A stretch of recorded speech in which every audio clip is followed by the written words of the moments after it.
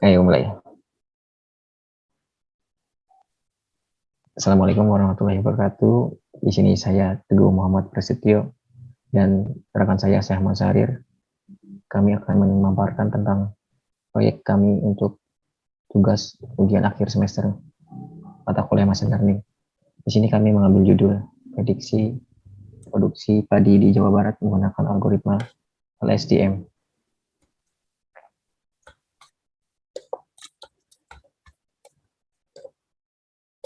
Enggak, lanjut Mas. Latar belakang di sini kita mengambil judul tersebut yaitu produksi pertanian di Jawa Barat. Selama ini perkiraan produksi padi nasional ditentukan melalui peramalan luas panen dan produktivitas padi yang sering dilakukan oleh Badan Pusat Statistik atau BPS. Tujuan dibuat aplikasi ini untuk memprediksi luas panen dan produksi dengan menentukan perkiraan menggunakan mode long short term memory atau LSTM. Dan teknik evaluasi yang digunakan yaitu root mean squared error. Tahapan metode yang digunakan pada aplikasi ini menggunakan metode CRISP-DM sebagai tahapan dari perancangan aplikasi yang dibuat dengan tahapan sebagai berikut.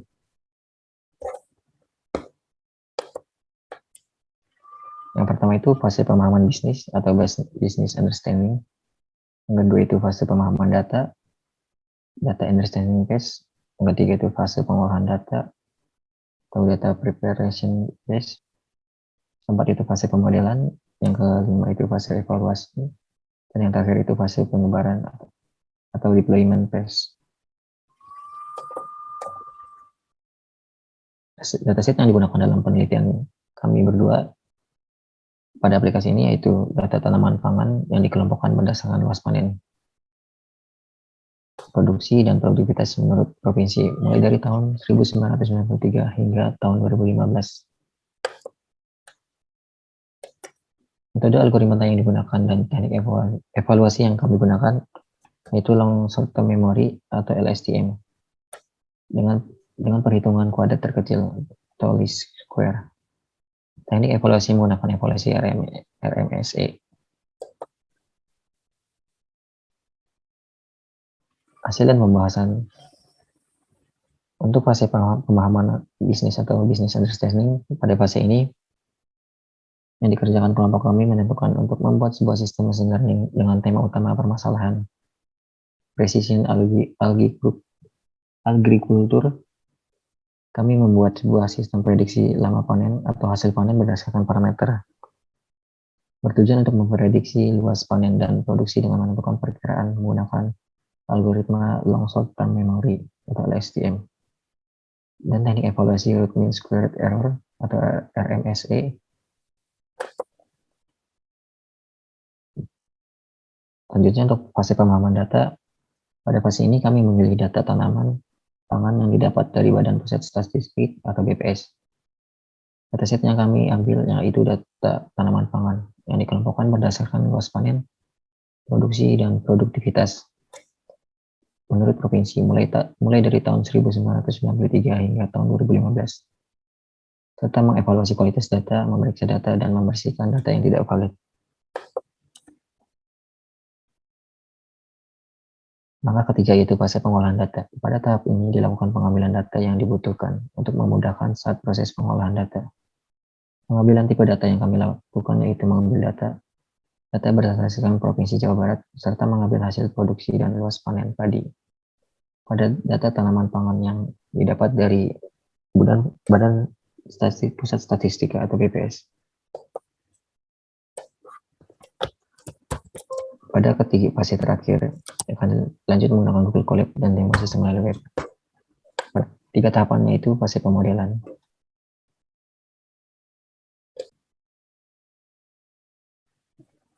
Baik, untuk pemodelan data di sini kami menggunakan Google Colab.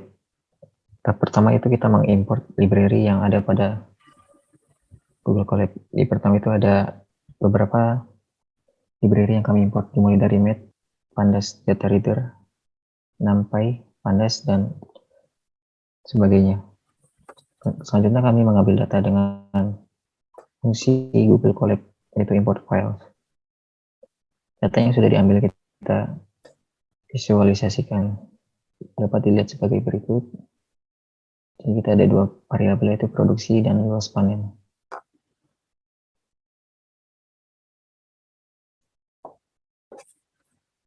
Selanjutnya kami memvisualisasikan data dalam bentuk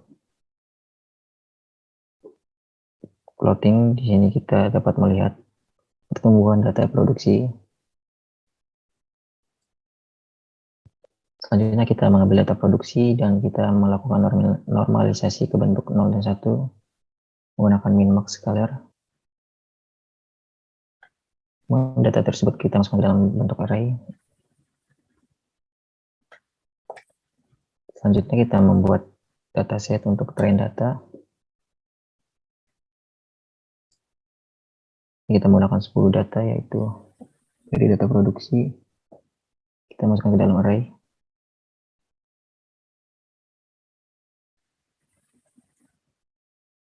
Selanjutnya kita membuat model LSTM. Di sini kita menggunakan model LSTM dengan parameter 110 dan dense-nya 30 dan 1. Kita menggunakan compiler optimizer Adam untuk menghitung tingkat akurasi atau mean square error. Ini kita melakukan pelatihan model dari dataset yang tadi telah kita buat. Setelah melakukan pelatihan model, kita langsung melakukan prediksi model dengan data testing yang tadi kita telah tentukan. Kita langsung lihat hasil visualisasi datanya. Ini kita dapat melihat dari grafik ini, nilai data trend itu yang warnanya biru, dan nilai yang kita latih itu yang berwarna oranye, dan untuk prediksinya itu berwarna kuning. Nah, kita tampilkan dalam bentuk tabel untuk produksi dari 4 tahun, yaitu tahun 2012 sampai tahun 2015. Dari sini prediksi dan produksinya tidak terlihat jauh.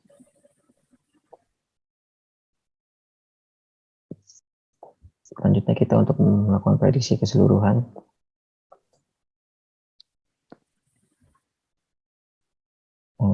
Kita dapat melakukan pelatihan dan hasilnya dapat dilihat seperti ini.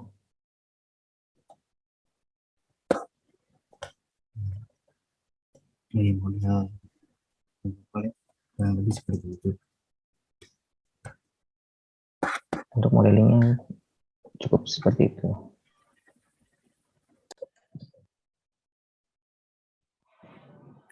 Iya, selanjutnya di sini saya akan menjelaskan terkait deploy dari model Python dari Google Colab ke tampilan website atau jadi aplikasinya. Nah, tampilan aplikasinya kurang lebih seperti ini. Nah, sebelum lanjut ke aplikasi websitenya, saya akan menjelaskan sedikit terkait rancangan shortcut dari mendeploy dari model Python ke website. Nah, ini dari modelnya sendiri. Modelnya itu pertama kami ubah dulu formatnya dari model python.ipynb ke format .pkl. Nah, tujuannya diubah ke format .pkl itu untuk mendeploy, karena kalau dari format IPNB itu nggak bisa, harus dari format .pkl supaya bisa di-deploy ke tampilan websitenya itu sendiri. Nah, lanjut ke tampilan indeks HTML-nya itu sendiri. Nah, dari tampilan HTML itu dihubungkan melalui API-nya itu saya buat dengan nama app.py. Nah, ini untuk API dari index.html dari Python ke tampilan website atau indeks HTML-nya. Nah, sebelum ke API-nya, saya memasukkan dulu rumus supaya bisa dijalankan di index.html-nya. Kurang lebih seperti itu. Seperti ini dari file machine learning.py. Jadi diambil data dari file.csv, lalu di-train, lalu di-pickle dumple. Ini mengambil data dari file machine learning.pkl. Nah, untuk rumusnya itu sendiri diambil dari model dari machine learning.pkl-nya itu. Nah, setelah rumus sudah dimasukkan, masuk ke model API-nya. Nah, model API-nya ini dimasukin template dari index.html, lalu masukin tampilan dari Predix dan tampilan home. Nah, kurang lebih seperti ini dari shortcut-nya. Lanjut ke tampilan index.html. Nah, dari tampilan index.html di sini saya membuat sesuai dengan kategori. Jadi dibuat kategori berdasarkan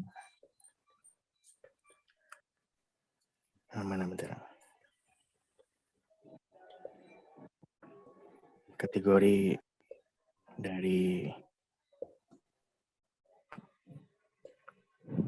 dari produksi dan jenis produksi. Ya, kurang lebih seperti itu dari shortcut-nya. Nah, lanjut ke tampilan dari aplikasi website-nya itu sendiri.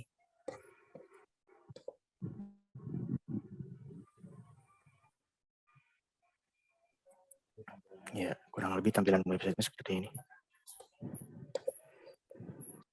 Nah, di menu kategori ini dipilih menu kategori padi, dan jenis prediksi itu prediksi produksi dari padi berdasarkan data lokal yang sudah dibuat.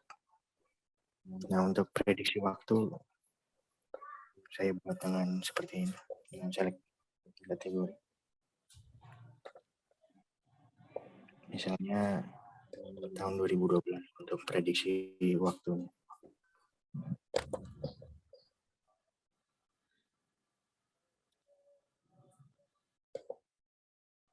Iya.